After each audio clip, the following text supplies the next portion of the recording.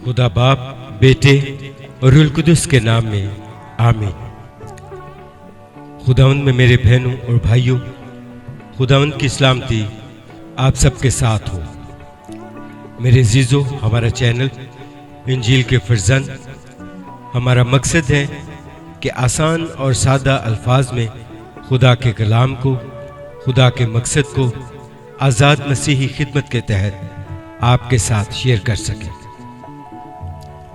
मेरे अजीजों, इंजील के फर्जंद की दुआ है कि खुदावंद कादिर मुतलक बाप आपकी तमाम मुसीबतों, परेशानियों, दुखों और बीमारियों को अपने बेटे हमारे खुदा यीशु मसीह के नाम से दूर फरमाए और आप सबको हमेशा अपने पाक फरिश्तों की हिफाजत में रखे। आमीन।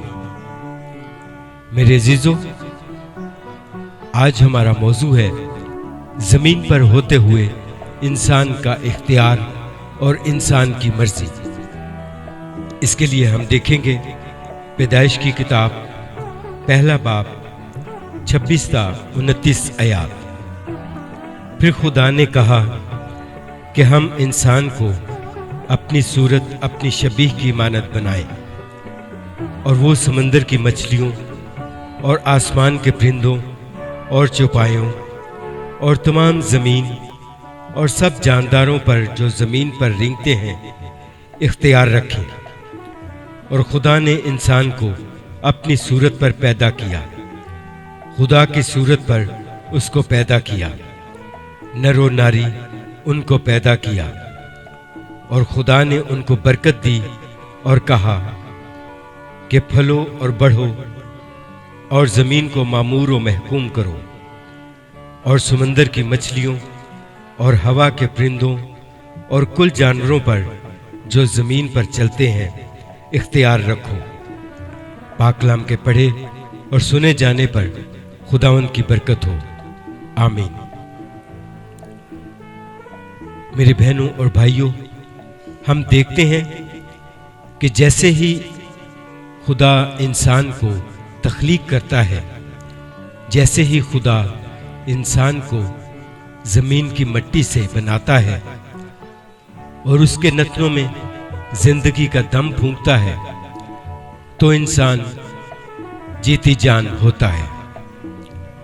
इसके साथ हम देखते हैं कि खुदा ने कहा कि हम इंसान को अपनी शबीह और अपनी सूरत पर बनाएंगे। मेरे अजीजों, यहाँ पे खुदा की शबीह और खुदा की सूरत हम देखते हैं मुकम्मल कलाम मुकद्दस में। आज तक ना तो खुदा को किसी ने देखा और ना ही कोई इंसान ये गवाही देता है कि खुदा की शक्ल और सूरत ऐसी है, खुदा का चेहरा, खुदा की शक्ल इस तरह से है। ये आज तक मेरे अजीजों किसी ने बयान नहीं किया और ना ही बाइबल मुकद्दस में हमें इसका कोई हवाला या कोई आयत मिलती है। यहाँ पे खुदा की शबीह और खुदा की सूरत मेरे अजीजों खुदा की खसूसियात को वाज़े करती है, खुदा के इख्तियार को वाज़े करती है। और आज हम अपनी ज़िंदगी में देखते हैं कि इंसान ज़मीन पर जिस तरह से खुदा ने इख्तियार दिया, इंसान ज़मीन पर हर चीज़ पर इख्तियार रखता है। क्योंकि मेरे अजीजों, हम देखते हैं कि खुदा के फरिश्ते कुल कायनात और ज़मीन पर तमाम मखलूकात उसके महकूम हैं, उसके ताबे हैं। लेकिन खुदा ने इंसान में भी फितरत रखी, लेकिन इंसान सबसे अफजल अपने इख्तियार और अपनी मर्जी का मालिक है। इसकी सबसे पहले मिसाल हम देखते हैं कि जब शैतान इंसान को आजमाता है तो वो मौका की तलाश में है और लिखा है कि वो बहुत चालाक था। उसने औरत से कहा कि क्या वाकई खुदा ने कहा है कि बाग के किसी दरख्त का फल तुम ना खाना? लेकिन इंसान जो औरत है वो जवाब देती है कि नहीं, बाग के सब दरख्तों का फल तो हम खाते हैं, लेकिन जो दरख्त बाग के बीच में है उसके फल की बाबत खुदा ने कहा कि तुम ना खाना, तुम ना तो उसे खाना और ना छूना, वरना मर जाओगे।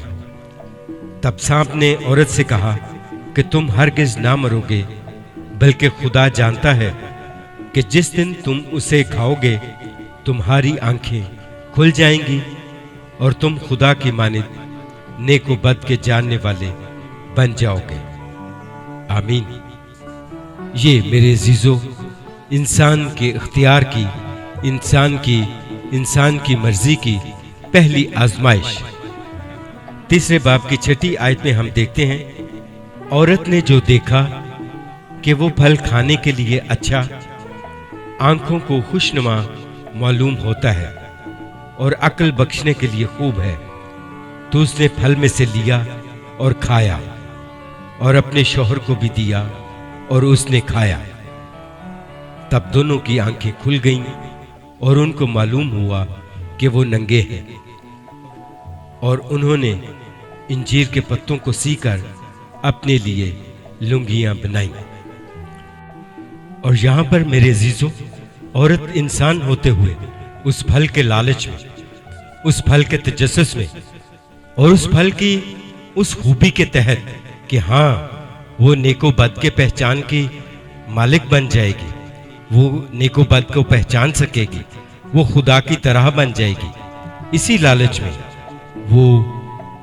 वो खुदा के हुक्म को भूल जाती है और उसमें से खुद भी खाती है और अपने शौहर आदम को भी देती है, और दोनों इस फल को खाते हैं और उनकी आंखें खुल जाती हैं, यानी उनको नेक और बद की, अच्छे और बुरे की तमीज और पहचान मिल जाती है। और तब वो देखते हैं कि वो नंगे हैं और वो एक दूसरे से शर्मिंदा होते हैं। ये मेरे अजीजों, इंसान की मर्जी और इंसान के इख्तियार है। सो इसी तरह से खुदा इंसान को बागे अदन से निकाल देता है, क्योंकि खुदा जानता है कि इंसान अपने को बद की पहचान जानने वाला बन गया है। ऐसा ना हो हयात अब्दी का फल भी लेकर कुछ खाए और हमेशा तक गुनाह आलूद जिंदगी में जीता रहे और हमेशा के लिए खुदा से दूर हो जाए और कभी ये रिश्ता दोबारा बहाल न हो सके। सो इस वजह से खुदा इंसान को बागे अदन से निकाल देता है। यहां पे मेरे अजीजों, जब खुदा बागे अदन से आदम को निकालता है तो दोनों आदम और हवा अपने आप को तन्हा और बहुत ही अकेला, बेयारो मददगार महसूस करते हैं। लेकिन मेरे अजीजों, खुदा गुनाहगार होते हुए भी आदम और हवा को, यानी इंसान को अकेला नहीं छोड़ता। वो फिर भी इंसान से मोहब्बत करता है। वो अपने फरिश्तों और अपने अंबिया के जरिए से इंसान को समझाता है, इंसान को, इंसान की रहनुमाई फरमाता है कि तुम किस तरह से दोबारा से खुदा की मोहब्बत में, खुदा की खुशी में, हमेशा की जिंदगी में वापस आ सकते हो। हमारे लिए सबसे बड़ी मिसाल खुदावंद यीशु अल मसीह की है, जो इस दुनिया में आकर तमाम ताकत और तमाम इख्तियार के बावजूद वो अपने इख्तियार को इंसान की निजात और इंसान की मोहब्बत पर कुर्बान कर देते हैं।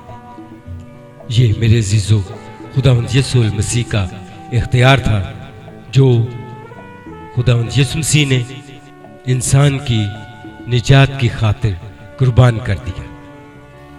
आज मेरे अजीजों, आज हमने देखना है कि जब हम जमीन पर मुकम्मल इख्तियार और अपनी मर्जी के मालिक है और हमें अच्छे और बुरे की पहचान है। हम नेकी और बदी में फर्क करना जानते हैं। आज इस जदीद दौर में मेरे अजीजों, हर शख्स खुदा के कलाम से वाकिफ है। हर शख्स नेकी और बदी के फर्क को जानता है। लेकिन मेरे अजीजों, इस दुनिया में रहते हुए अपने इख्तियार को समझना ये बहुत जरूरी है कि हम अपने इख्तियार को, अपनी मर्जी को किस तरह से इस्तेमाल करते हैं। क्या हम बेईमानी करते हैं या हम ईमानदारी के साथ अपनी खिदमत को, अपने काम को सरअंजाम देते हैं। और फिर हम अपनी खानदानी जिंदगी में देखते हैं, अपने माँ बाप के लिए, अपने बहन भाइयों के लिए, अपने अजीजों, अपने रिश्तेदारों के लिए, कि हम अपने इख्तियार और अपनी मर्जी को दूसरों के लिए कुर्बान करते हैं। ये सवाल है, क्योंकि मेरे अजीजों, अपने इख्तियार और अपनी मर्जी के साथ साथ हम जानते हैं क्या अच्छा है और क्या बुरा है। यानी हम अच्छे और बुरे की तमीज को पहचानते हैं। क्या हुक्म मानना अच्छा है या बुरा है? क्या खुदा के कलाम की ताबेदारी करना, फरमाबरदारी करना, खुदा के कलाम को अपने रहनुमाओं से, अपने चर्चेज से, अपनी कलीसियाओं से सुनकर उस पर अमल ना करना, क्या ये अच्छा है या बुरा है? ये मेरे अजीजों, आज हर शख्स वाकिफ है और बहुत अच्छे तरीके से जानता है। ये मेरे अजीजों हमारी मर्जी और हमारा इख्तियार है, और हम उस पर अमल करें या ना करें, ये भी हमारे इख्तियार और हमारी मर्जी में शामिल है। और इसके साथ साथ मेरे अजीजों, हमें ये भी जांचना और परखना है कि वो तालीम, वो बात, वो अमल हमारे लिए और खुदा की नजर में अच्छा है या बुरा है। ये जांचना और परखना, ये भी हमारी आज के इख्तियार में है, ये भी हमारी मर्जी में है। सो मेरे अजीजों, इंजील के फर्जंद की दुआ है कि जिस तरह से खुदावंद यीशु अल मसीह आज हमारे साथ वादा करते हैं कि मैं तुम्हें अकेला नहीं छोड़ूंगा, आज खुदावंद यीशु अल मसीह हमें अकेला नहीं छोड़ते। मुकद्दस यूहन्ना की इंजील में हम देखते हैं 14 बाब उसकी 15वीं आयत में कि अगर तुम मुझसे मोहब्बत रखते हो तो मेरे हुक्मों पर अमल करोगे, और मैं बाप से दरख्वास्त करूंगा तो वो तुम्हें दूसरा मददगार बख्शेगा कि अबद तक तुम्हारे साथ रहे, यानी रूहे हक, जिसे दुनिया हासिल नहीं कर सकती क्योंकि ना उसे देखती और ना जानती है। तुम उसे जानते हो क्योंकि वो तुम्हारे साथ रहता है और तुम्हारे अंदर होगा। और एक और हवाला हम देखते हैं कि खुदावंद यीशु मसीह मुकद्दस यूहन्ना की इंजील 15 बाब 15वीं आयत, अब से मैं तुम्हें नौकर ना कहूंगा क्योंकि नौकर नहीं जानता कि उसका मालिक क्या करता है, बल्कि तुम्हें मैंने दोस्त कहा है। इंजील मुकद्दस के वसीला से हम सब की खताएं मिटाई जाएं। ये मेरे अजीजों हमारे लिए आज का पैगाम, खुदावंद यीशु मसीह का मददगार, खुदावंद यीशु मसीह हमारा दोस्त है। और दोस्त वो जिसने मेरे अजीजों इतनी मुसीबत, कांटों का ताज, इतने दुखों को सहकर, सलीब पर जान देकर इस दुनिया में हमें जिंदगी को जीना सिखाया। इस दुनिया में अपने इख्तियार और अपनी मर्जी को दूसरों की खातिर, दूसरों की खुशियों की खातिर कुर्बान होना सिखाया।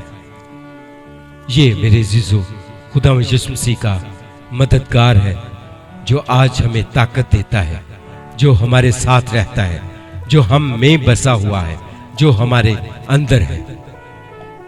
सो मेरे अजीजों, इंजील के फर्जंद की दुआ है कि खुदावंद कादिर मुतलिक बाप हमें अक्ल और दानिश अनायत फरमाए, वो समझ अनायत फरमाए कि हम उस रूह की हदायत को महसूस कर सकें और अपनी मर्जी और अपने इख्तियार को दूसरों की खातिर कुर्बान करना सीखें।